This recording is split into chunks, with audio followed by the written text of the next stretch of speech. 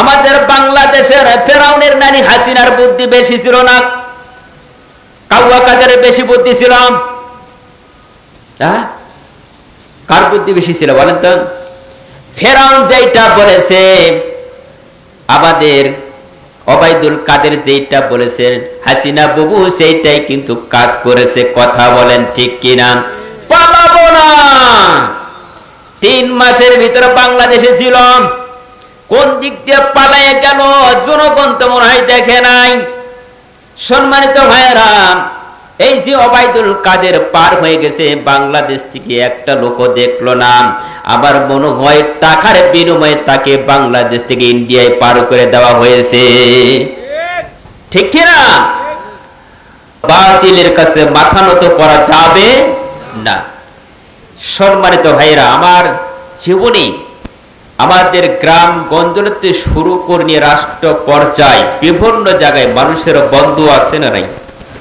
আছে। আমাদের বন্ধু আছে, আপনাদের আছে? আমাদের বন্ধুর নাম কি? আল্লাহ এখানে বলেছেন একমাত্র বন্ধু যাকে বানাবেন, কেবলমাত্র আমাদের বন্ধু হচ্ছে একমাত্র আল্লাহ। চিৎকার দিয়ে বলেন সুবহানাল্লাহ। আল্লাহ রাব্বুল আলামিন কোরআনুল কারীমের মধ্যে বর্ণনা করলেন, ইন্নামা ওয়ালিয়্যুকুমুল্লাহু ওয়া রাসূলুহু ওয়াল্লাযীনা আমানুল্লাযীনা ইউকিমুনাস সালাত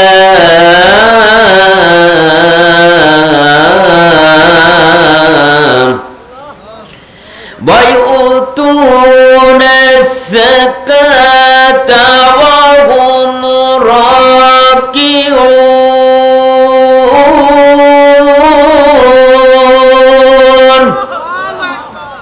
ওয়া বায়াতাল্লাহা ওয়া রাসূলুহু ওয়াল্লাযীনা আমানু ফাইন্না হিসবাল্লাহ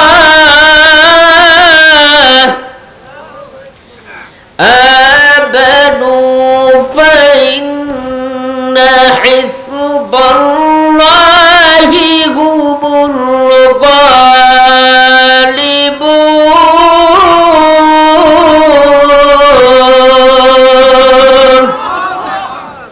কথা কার? সন্দেহ আছে কার? সন্দেহ আছে? আল্লাহ রাব্বুল আলামিন তারপর জবানের ভিতর আমার আল্লাহ জানে যে ইন্নামা ওয়ালিয়্যুকুমুল্লাহু ওয়া রাসূলুহু ওয়াল্লাযীনা আমানু ইউকিমুনাস সালাতা। সম্মানিত ভাইরা, কেবলমাত্র তোমার আমাদের বন্ধু হলো আল্লাহ। কে? কেবলমাত্র তোমাদের বন্ধু হলো আল্লাহ এবং তার রাসূল। চিৎকার দিয়ে বলেন সুবহানাল্লাহ। মুমিন বান্দাগণ নামাজ কায়েম করবে এবং নত স্বীকার করবে কার নিকটে? আল্লাহর নিকটে নত স্বীকার করা লাগবে। বন্ধু যদি বানাই লাগে, আমরা কাকে বানাবো? আল্লাহকে বন্ধু বানাবো, রাসূলকে বন্ধু বানাবো। আমার আপনার নবী দোজাহানের নবী বিশ্ব নবী মুহাম্মদ রাসূলুল্লাহ সকল বলি সাল্লাল্লাহু আলাইহি ওয়াসাল্লাম। এবার নবী যে ডাক দিয়ে বলেন, সাহাবীরা তোমরা শুনে রাখো, আল্লাহর পরে যদি বন্ধু বানার হুকুম থাকতো, আমি আবু বকরের সঙ্গে বন্ধুতা করতাম। চিৎকার দিয়ে বলেন সুবহানাল্লাহ। আবু বকর কেমন মানুষ ছিলেন আপনাদের জানা আছে? সম্মানিত ভাইয়েরা, আবু বকর কেমন মানুষ ছিলেন, কেমন সাহাবী ছিলেন? রাসূল যেটা বলেছেন কখনো অমান্য করেছেন না। রাসূল যেটা বলেছেন ওইটাই শুধু মান্যত করেছে, ওইটাই চলাফেরা করেছেন। রাসূল যদি বলে ডান দিকে চলাফেরা করা লাগবে ডান দিকে, রাসূল যদি বলে বাম দিকে চলাফেরা করা লাগবে বাম দিকে। সম্মানিত ভাইয়েরা, যে বন্ধু বানালে আমার আপনার তিনি হলেন বিশ্বনবী হযরত মুহাম্মদ রাসূলুল্লাহ সকল বনি সাল্লাল্লাহু আলাইহি সাল্লাম। নবী যে বলে দিলেন, বন্ধুর মতন বন্ধু বানাও যে বন্ধু তোমাকে জান্নাতে নিয়ে যেতে পারে। বন্ধু যদি জান্নাতে চায় আমরা কই যাব? বন্ধুর সঙ্গে আমরাও জান্নাতে যাব। সম্মানিত ভাইরা, কিতাব প্রমাণ করেছেন। আল্লাহ রাসূল সাল্লাল্লাহু আলাইহি সাল্লাম বলেছেন, সাহাবীরা তোমরা শুনে রাখো, পৃথিবীর বুকে তিনটা জিনিস খুব দ্রুত বেগে করা লাগবে। এক নাম্বার করা লাগবে কি, যদি কোনো ছেলে মেয়ে বিয়ের উপযুক্ত হয় তাড়াতাড়ি দেওয়া লাগবে। দুই নাম্বারে স্বামী স্ত্রীর ভিতরে অমিল থাকা যাবে। আছে ঝগড়া লাগলেই দেখবেন কি বিছানা আলাদা হয় কি হয় না? আপনার এলাকায় না থাকতে পারে, আমার এলাকায় এরকম আছে। যদি কোনো সমস্যা হয় দেখবেন বিছানা আলাদা হয়ে যায়। রাসূল বলেছেন ওই জায়গায় যখন বিছানা আলাদা হয়ে যাবে, আল্লাহ রাসূল বলেন ওই জায়গায় ইবলিস প্রবেশ করে। কয় তুই এখানে কেন থাকিস? তোর স্বামীর চাইতে তোর দেবর ভালো, ঠিক কিনা? আবার এখানে বলবে কি, শয়তান ইবলিস বলবে যে তোর শালীর চাই, তোর বইয়ের চাইতে তোর শালী ভালো। তার মানে হলো শয়তান প্রবেশ করে, শয়তান ধোঁকা দেওয়ার জন্য প্রস্তুত। সম্মানিত ভাইয়েরা, এই জন্য আপনি একটু চাপে বসেন। যেখানে ফাঁকা থাকবে ওখানে কিন্তু ইবলিস প্রবেশ করে বলবে এখানে রাজনীতির ওয়াজ হচ্ছে। আল্লাহর কসম করে বলি, কোরআনটা পুরাই রাজনীতি। যারা বলবে কোরআনের ভিতরে রাজনীতি নাই তারা কি মুসলমান? হ্যাঁ, সম্মানিত ভাইয়েরা, কোরআন পুরোটাই জিন্দেগি, যা আল্লাহ পাক লিখেছেন সবকিছু হলো রাজনীতি। কোরআনের ভিতরে এমন কিছু নাই যে এইটা করলে ওইটা হবে কি হবে না। কোরআনের ভিতর নিষিদ্ধ আছে, আবার আদেশ আছে, হালাল হারাম আছে না নাই? সবকিছু কোরআনুল কারীমের ভিতর বর্ণনা করে দিয়েছেন আমার আল্লাহ পাক। যেটা করলে বান্দার মঙ্গল হবে ওইটাই দ্বারা কি আল্লাহ জান্নাতে নসিব করে, বলেন সুবহানাল্লাহ। সম্মানিত ভাইয়েরা, আমার জীবনে যতগুলো বই পুস্তক পড়েছি কিতাবের মধ্যে বর্ণনা করেছেন, বলেন তো ফেরাউনের জিন্দেগিটা কি একেবারে ফেরাউন খারাপ ছিল? ফেরাউনের জীবনে যে ইতিহাস আমি পড়েছি, ফেরাউন কি খারাপ লোক ছিল? হ্যাঁ, একেবারে খারাপ ছিল? ফেরাউনের জীবনের হিস্ট্রিগুলো আমি পড়েছি। ফেরাউন কেমন লোক ছিল? ছোটবেলায় থেকে একটু দুষ্টামি করতাম, এমনকি ঝগড়া করতাম। প্রত্যেকটা দিন মা বাবার কাছে আসিয়া নালিশ দিত। এইটা মা বাবার কিন্তু বিরক্ত হওয়ার কথা আছে না নাই? সন্তান ভালো হলে মা বাবার ভালো লাগে, সন্তান যদি খারাপ লাগে মা বাবাকে খারাপ লাগবে। সম্মানিত ভাইরা, এই ফেরাউনের লালিশটা প্রতিদিনের ন্যায় এরকম নিজের পিতা মাতাকে বারবার বলেন তোমার ছেলে ভালো না, তোমার ছেলে আমাদের সঙ্গে ঝগড়া করে। সম্মানিত ভাইয়েরা, ফেরাউনের পিতা মাতা চিন্তা ভাবনা করলাম আমার ছেলেকে আর রাখবো না। কোথায় রাখবেন? কয়েকটা পুত্র করে দিব, বাতিল করে দিব, আমার ছেলেকে আর রাখবো না। ফেরাউন চিন্তা ভাবনা করলো আমাকে তো তেজ্য পুত্র করেছেন, আমি যাব কোথায়? রাস্তা মেপেছে, কোথায় যাব? রাস্তায় বের হয়েছেন, রাস্তা রওনা শুরু করলো। পথ অতিক্রম করা মাত্র রাস্তা দিয়ে যখন হাঁটতে শুরু করলাম, এবার ফেরাউনের বন্ধু হামানের সঙ্গে সাক্ষাৎ হয়ে গেল। হামান কেমন লোক ছিল বাংলাদেশের লোক জানে, ইতিহাসকে প্রমাণ করে দিয়েছে কি দেয় নাই? সম্মানিত ভাইয়েরা, ফেরাউন বলতেছে দোস্ত তোমার কি অবস্থা? হামান বলতেছে দোস্ত আমার অবস্থাটা ভালো না। কই কেন অবস্থা ভালো না? আমার মা বাবা আমার তেজ পুত্র করেছেন। কই তাহলে দুইজনের উপায় কি হবে? চলো দোস্ত আমরা এই দেশে থাকবো না, এখন আমরা চলে যাব অন্য দেশে। এবার ফেরাউন বলতেছে দোস্ত কোন দেশে গেলে ভালো হবে? হামান বলতেছে দোস্ত যদি আমরা যেতে পারি মিশরের ভিতরে যদি যেতে পারি লাভ হবে। ফেরাউন বলতেছে দোস্ত চলো দুইজনে চলে যাই। রাস্তা যখন পার হতে আরম্ভ করলো, রাস্তা পার হয়ে বর্ডার পার হয়ে গেল। বর্ডার পার হয়ে যাওয়ার পরে অনেক রাস্তা অতিক্রম করেছে, ক্ষুধা লেগে গেছে, খাওয়া লাগবে। কি হাঁটলে ক্ষুধা লাগে না? আপনাদের লাগে? আপনাদের কি লাগছে নাকি? আনতে বলবো এখনই? খাইছে তো ইনশাল্লাহ, জায়গা আলহামদুলিল্লাহ। সম্মানিত ভাইয়েরা, এখন ফেরাউন বলতেছে দোস্ত মিশর তো পার হয়ে আসলাম, বর্ডার পার হয়েছি, এখন আমাদের খাবারের ব্যবস্থা করা লাগবে। সামনে দেখে একটা তরমুজওয়ালার সঙ্গে দেখা হলো। তরমুজওয়ালাকে ডাকতে বলে মুরব্বি চাচা, মুরব্বীরা কিন্তু যুবকদের দেখলে একটু মহব্বত করে, কথা বলেন কিনা? আবার মুরব্বীরা যুবকদেরকে দেখলে বলে বাবা একটু কাজ করা লাগবে, কি বলে কিনা? আপনার এলাকায় হয়? সম্মানিত ভাইয়েরা, মুরব্বী বাবা এবার ডাক দিয়ে বলতেছেন যুবকদেরকে দেখিয়া ফেরাউনকে বলতেছে বাবা, হামানকে বলতেছে বাবা তোমরা কি চাও? বলতেছে মুরব্বী চাচাকে বলতেছে চাচা আমাদের ক্ষুধা লাগছে। কয় তাহলে ক্ষুধা যখন লাগছে ওই যে খাবার খাও, তরমুজ আছে, কয়েকটা তরমুজ দেন, খায় নেই। খাওয়ার পরে চিন্তা ভাবনা করলো, তরমুজ যখন খেয়ে ফেললাম, এবার তরমুজওয়ালা বলতেছে চাচা, এবার মুরব্বী চাচা বলতেছে ফেরাউন আর হামানকে যে তোমরা দুইজন আমার বাড়িতে অবস্থান করো, আমার এখানে থাকবা এবং খাবা, আর এখানে তুমি পাহারা দিবা তরমুজ গুলো, আর আমার তরমুজদেরকে তুমি পানি দিবা। সম্মানিত ভাইরা, এগুলো কথা বলা মাত্র শেষ, এবার ফেরাউন আর হামান চিন্তা ভাবনা করলো দোস্তে কানি থাকি, কারণ এই মুরব্বী চাচার বাড়িতে থাকলে আমাদের খাবার টেনশন নাই, আছে? সম্মানিত ভাইরা, খাবারের কোনো টেনশন লাগবে না।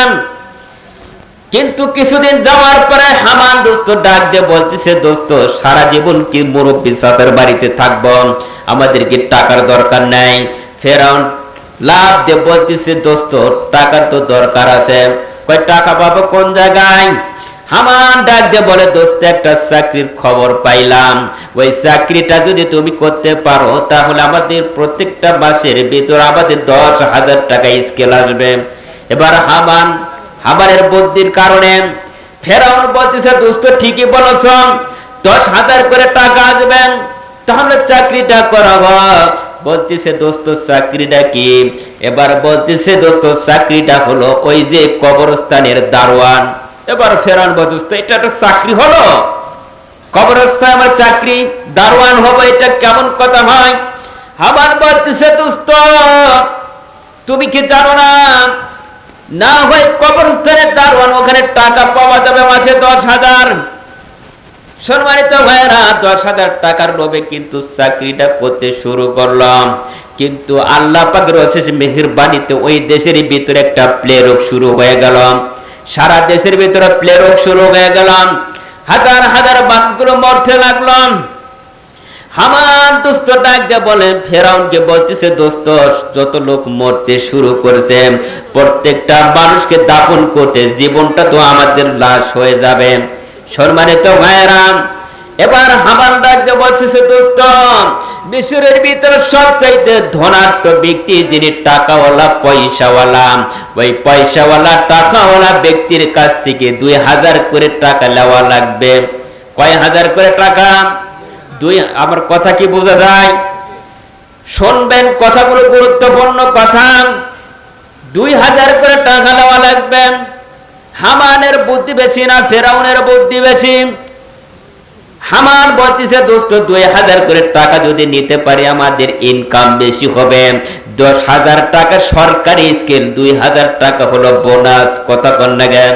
সম্মানিত ভাইরা, 2,000 করে টাকা পাইতে শুরু করলাম। হামান ডাক দিয়ে বলতেছে দোস্ত 2,000 করে টাকা নিয়ে তো আমাদের অনেক টাকা হয়ে গেল। এবার ফেরাউন বলতেছে দোস্ত টাকাগুলো ব্যাংকে রাখ। কয় না, ব্যাংকে রাখা যাবে না, ব্যাংকে রাখলে তো লাভ হবে না, এই টাকাগুলো মানুষের দ্বারে দ্বারে দেওয়া লাগবে। 1,000 টাকার বিনিময়ে মাসে পাওয়া যায় 200 টাকা। বলেন সুবহানাল্লাহ। বুঝছেন কথা? বুঝে শুধু সুবহানাল্লাহ বলছেন? মাসে 1,000 টাকার বিনিময়ে 2,000 টাকা আছে না? হ্যাঁ, 1,000 টাকার ভিতরে 2,000 টাকা 200 টাকা পাওয়া যায় না? এই মাসে হয় না? আমাদের এলাকায় আছে, মানে 1,000 টাকা দেয় আর বলে যে মাস অন্তত 200 টাকা দিবা। এর নামটা কি বলে? আছে? এই জন্য বুঝে শুধু সুবহানাল্লাহ বলবেন। মন খারাপ করলেন? আছে তো, বাংলাদেশে আছে তো, এলাকায় না থাকতে পারে, বাংলাদেশে আছে তো ইনশাআল্লাহ। সম্মানিত ভাইরা, আমি কি কথাগুলো বানায় বললাম? সূরা মাইদার 55 নম্বর আয়াত তেলাওয়াত করেছি, ওই আয়াতের কিন্তু তাফসীর হচ্ছে, কারণ তাফসীর ছাড়া কোনো কথা তো মানুষ বুঝবে না। বুঝবে, কোরআন দলিল ভিত্তিক দেওয়া লাগবে। এবার আমার বলতেছে দোস্ত ফেরাউনকে বলল, দোস্ত 2000 করে মাসে টাকা পাওয়া যাবে, 1000 টাকার বিনিময়ে যদি 200 টাকা পাওয়া যায়, প্রত্যেকটা মাসে হিসাব করে দেখা যাবে টাকার পালা হয়ে যাবে। কিন্তু কর্ম করে কিন্তু এত টাকা লাভ হয় না। সুদের টাকা কিন্তু ঘোড়ার আগে দৌড়ে না। আমার আব্বা বলে, বাবা রে, সুদের টাকা ঘোড়ার আগে ধরে। আমি আব্বাকে বলে, আব্বা কেমনি ধরে? কয় কেন? 1 লাখ টাকা যদি মাসে রাখা যায়, দেখবা 10,000 টাকা লাভ দেয়। তো আমি একদিন ব্যাংকে টাকা রাখতে গেছি, তো বলতেছে, হুজুর টাকাটা রাখবেন কেমনে? না হুজুর বলে নাই, বলতেছে ভাই কেমনে টাকাটা রাখবেন? আমি বললাম টাকাটা একটু কারেন্ট অ্যাকাউন্টে রাখবো, যে জানে আজকে রাখলাম কালকেই তুলতে পারি। কয় দেখেন, এভাবে না রাখে এক কাজ করেন, প্রত্যেকটা মাসে একটা বোনাস পাবেন, সেইভাবে রাখেন। আমি বললাম বোনাস? কয় মুনাফা হবে। মানে মুনাফা? কয় ইন্টারেস্ট। বললাম ইন্টারেস্ট কি? আপনি কিছুই বোঝেন না, লেখাপড়া করেন নাই। যতটুকু করছি আলহামদুলিল্লাহ, ইন্টারেস্টটাকে একটু বুঝে বলেন। তখন আমি বললাম, আমি ঢাকা ইসলামী ইউনিভার্সিটিতে মাস্টার্স তাফসির হাদিস পেগা করেছি। হুজুর মাফও চাই, দোয়াও চাই। আপনি যেভাবে রাখেন, আমরা যে চাকরি করতেছি হুজুর, এটা কি চাকরি হালাল হচ্ছে? ঘুষ যে চাকরি নিয়েছি। সম্মানিত ভাইয়েরা, সম্মান ইজ্জতের মালিককে আল্লাহ ইচ্ছা করলে বান্দাকে ঠকাইতে পারে, দাবাইতে পারে, সম্মান ইজ্জত কিন্তু নিয়ে কেড়ে নিতে পারে। পারে কি পারে না? এবার হামান আর ফেরাউনের বুদ্ধিটা হলো বেশি। কোরআন ভিত্তিক কথা সূরা মাইদার নিয়েছি। এই শুনে আল্লাহ পাক বলেছে, বন্ধু যদি করাই লাগে একমাত্র আল্লাহর সঙ্গে করা লাগবে, রসুলের সঙ্গে করা লাগবে। আল্লাহর সঙ্গে বন্ধুতা করলে 5 ওয়াক্ত নামাজ কায়েম করা লাগবে। ওর ভিতরে কি আর দুর্নীতি হবে? 2 নম্বরের কাজ হবে? সম্মানিত ভাইয়েরা, খুব খেয়াল করে শুনবেন। হামান আর ফেরাউনের বুদ্ধির কারণে সম্মানিত ভাইরা কিন্তু দেশটা নষ্ট হয়ে গেছিল সে আমলে। এখন বর্তমান বাংলাদেশের 16টা বছর কিন্তু আমরা লাস্টিং করতে পারতাম না, ভালোভাবে চলতে পারি নাই, এইরকম ওয়াজও ঠিক মতন করতে পারি নাই। যেখানে ওয়াজ করতে গিয়েছি হুজুর দেখে শুনে ওয়াজ করেন, আমরা কি কানা? দেখে শুনে তো ওয়াজ করি। এই যে ওয়াজ নেওয়ার জন্য প্রত্যেকটা লোকের কাছে যাওয়া লাগছে, চেয়ারম্যান মেম্বারের কাছে যাওয়া লাগছে না, জুতা স্যান্ডেল পর্যন্ত ক্ষয় হয়েছে, আবার দেখবেন ঘুষও লাগছে। লাগছে না কি? লাগে নাই? সম্মানিত ভাইয়েরা, এগুলো বন্ধ হয়ে যাবে। আমাদের পার্লামেন্টে যদি একটা বারের জন্য যদি আলেম ওলামা পার্লামেন্টে বসে, সম্মানিত ভাইয়েরা, দেশের ভিতরে দুর্নীতি পেট্রিতি শয়টা তিনি আর হবে না। হবে? আমরা পার্লামেন্টে এমন একজন ব্যক্তি চাই, ওমরের মতন বাংলার জমিনে এরকম একজন লোক চাই। কথা বলেন ঠিক কিনা? সম্মানিত ভাইয়েরা, এই জন্য বন্ধু যিনি হবেন, যে বন্ধুটা একমাত্র আদেশ করবে নামাজের কথা, সালাতের কথা বলবেন, আবার বলবেন কি পর্দার বিধান আইন চালু করবেন। বাংলাদেশের পার্লামেন্টে যদি একজন ভালো ব্যক্তি বসে, ওই লোকটা কিন্তু আগে প্রথমে নামাজের তাকিদ দিবেন, আবার কিন্তু দেখবেন ওই লোকটাই আবার পর্দার বিধান আইন চালু করবেন। যাকে ইমাম হিসাবে মানব, ইমাম সাহেব যদি নামাজ না পড়াতে পারে, সেই ইমাম কি মেনে লাভ আছে? ইমাম সাহেব জানে এসিয়া আপনার মহল্লায় যখন ঘুরতে আসবে, হঠাৎ দেখবেন নামাজের সময় হয়ে গেল, ইমাম সাহেবকে বলাবে হুজুর নামাজ পড়ান। ওই রকম পার্লামেন্টে ইমামের দরকার আছে না নাই? আছে। সম্মানিত ভাইরা, যারা নামাজ পড়াতে পারবে না, পর্দার বিধান আইন চালু করতে পারবে না, ওই সমস্ত পার্লামেন্টে ওই ধরনের লোকের দরকার আছে না নাই? আছে? নেই। সম্মানিত ভাইরা, খুব খেয়াল করে শুনবেন। যে নামাজের কথা বারবার তাকিদ দিলাম, যাকাতের কথা বলেছেন, বিনত হন এক আল্লাহর কাছে। আমরা নামাজ পড়ছি তো ইনশাআল্লাহ, ফজরের নামাজ পড়ছি, আসর যোহর মাগরিব এসব হয়েছে। যদি বলি কেউ পড়ে নাই, তখন কেমন হবে? এরকমও তো আছে, তাই না? সব দলের লোকই আছে, কিন্তু মরা লাগবে তো, লাগবে না? তাহলে নামাজটা বাধ্যতামূলক না? পড়াই লাগবে। সম্মানিত ভাইরা, নামাজ পড়লে কি লাভ হয় এটা তো জানা আছে আপনাদের। নামাজ পড়ে যেই কাজ করবেন ওই কাজের উপর কিন্তু সফলতা আসবে, ভালো লাগবে। লাগবে কি লাগবে না? আপনি ফজর নামাজ পড়ে যখন বের হবে জমিনের ভিতরে কোনো কাজ করতে, আপনার ভালো লাগবে কাজটা করতে, ওই কাজের উপর একটা সফলতা থাকবে, আরাম লাগবে, শান্তি লাগবে কাজটা করতে। সম্মানিত ভাইরা, আল্লাহ রাব্বুল আলামিন তার পাক জবানের ভিতরে বলেন, ফাইদা কুদিয়াতিস সালাতু ফান্তাশিরু ফিল আরদ ওয়াবতাগু মিন ফাদলিল্লাহি ওয়াযকুরুল্লাহি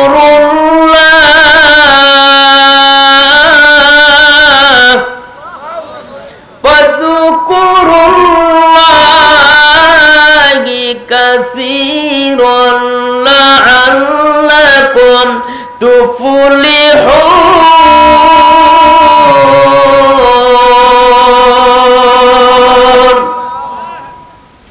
সম্মানিত ভাইরা, কোরআনুল কারীমের আয়াত এইটাকে ফলো করা লাগবে। নির্দেশকার কোন ব্যক্তি যদি কোরআনুল কারীমের আয়াত যদি একটা তরজমা অনুযায়ী ওই অনুবাদে যদি আমল করেন এবং বুঝে শুনে যদি আমল করেন, আল্লাহ রাব্বুল আলামিন তার আমলনামায় 500 রাকাত নফল নামাজ পড়লে যে পরিমাণ সওয়াব আল্লাহ রাব্বুল আলামিন তার আমলনামায় লিখে দেন। বলেন সুবহানাল্লাহ। জিকির করে লা ইলাহা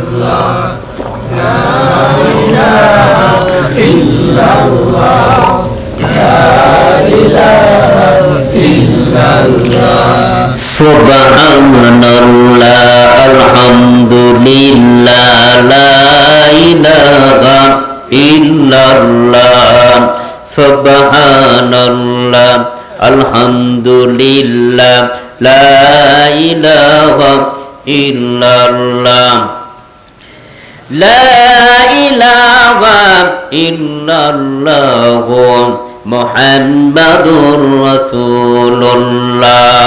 সকলে বলি সাল্লাল্লাহু আলাইহি ওয়াসাল্লাম।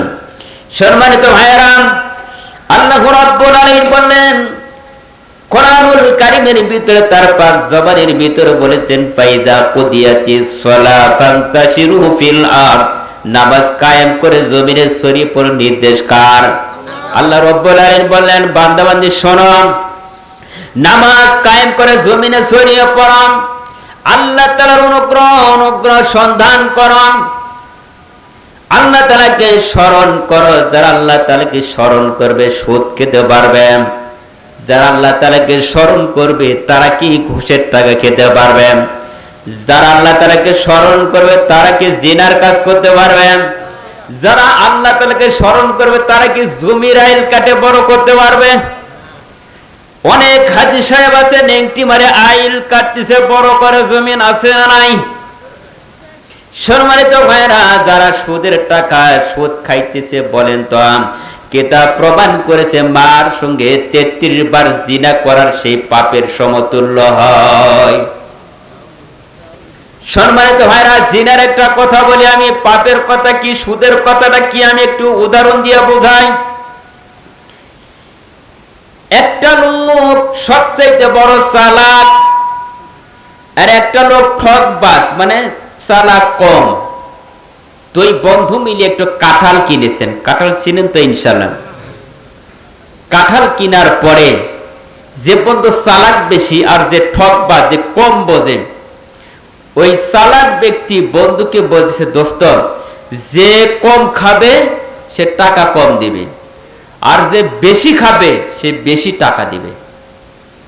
তো যে চালাক বন্ধু উনি কাঁঠালের ওয়াও খায় আটিও খায়, বলে সুবহানাল্লাহ। দুইটাই মারতেছে। আর যে চালাক কম, ওই লোকটা বেশি খুলে খুলে খাইতেছে। তোরার কাছে প্রায় 45টা বেশি। কয়টা? আর যে চালাক বেশি, বেশি চালাকে গলায় দড়ি। এই লোকটা আটিও খেয়েছে, ওয়াও খেয়েছে। যাক আলহামদুলিল্লাহ। খাওয়ার পরে দোস্তকে বলছে, দোস্ত বেশি কোন, যে চালাক বেশি তার কাছে 5টা। কয়টা? মাত্র 5টা। আর যে বেশি বোঝে কম ওই লোকটার কাছে মাত্র 45টা বেশি। তোর বলছে, দোস্ত তোর কাছে তো বেশি 45টা, কয় টাকা দেওয়া লাগবে? আমার 45 টাকা। আর যে খাইছে বেশি, টাকাও কম, আর কয় টাকা? মাত্র 5 টাকা। 50 টাকা মিল করে কাঁঠাল ক্রয় করছেন, দিয়ে দিছেন। খাওয়ার পরে কিতাব প্রমাণ করেছে বিজ্ঞানীরা 3টা জিনিস হজম হয় না। 1 নম্বরে, এই বিসি খাওয়ার পরে পেটের ভিতরে গড়গড়ি ডাক উঠেছে ঘুম পাড়ার পরে। যে রাত 12টা 1টা বাজে পেটের ভিতর গড়গড় আওয়াজ হয়েছে। তোর পায়খানা করবে কোথায়? এদিকে দেখে তো মেঘের গর্জন, আবার দেখে পেটের গর্জন, দুইটা তো একত্র হয়ে গেল। ডাকাডাকি শুরু। কে? যাদের অন্তরের ভিতরে ভয়, দেখবেন বৃষ্টির ভিতরে। সম্মানিত ভাইরা, যে কোনো কর্ম করতে গেলে ভালো লাগবে। আপনি জমিনের আল কাটতে গেলে যদি তাও আল কাটা ভালো লাগবে, তার মানে ওগুলো নামাজ পড়েছি। যারা নামাজ পড়ে না তাদের মনটা কিন্তু ভালো থাকে না। সম্মানিত ভাইরা, যারা প্রকৃত ইমানদার, যারা প্রকৃত মানুষ, নামাজ পড়বে, 2 নম্বরই কাজ করবে না, জিনার কাজ করবে না, অবৈধ কোনো কাজ করবে না, হারাম ব্যবসা